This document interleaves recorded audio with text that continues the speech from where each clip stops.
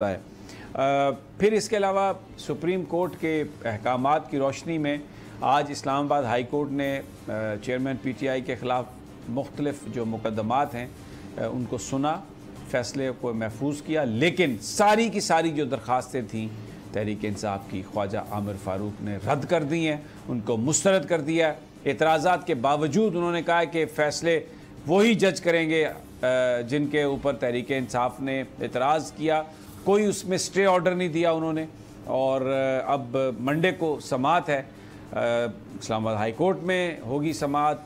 दूसरी तरफ जो हुमायूं दिलावर हैं जज साहब, एडिशनल सेशन जज इस्लामाबाद, जो समाअत कर रहे हैं फ़ौजदारी मुकदमा तोशा खाने का, उन्होंने भी मंडे को तलब किया हुआ है।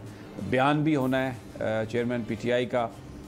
वकीलों ने यह भी कहा है कि इस्तिस्ना की हम मज़ीद दरख्वास्त नहीं देंगे, लेकिन ये जो सूरत हाल डेवलप हुई है इस्लामाबाद हाई कोर्ट के फ़ैसले के बाद, ऐसा लगता नहीं है कि अब चेयरमैन अपना बयान इसमें देंगे। एक बड़ी इंटरेस्टिंग ये सूरत हाल है। लेकिन सबसे पहले मैं ज़ाहिर शाह शिराज़ी की तरफ जाऊँगा।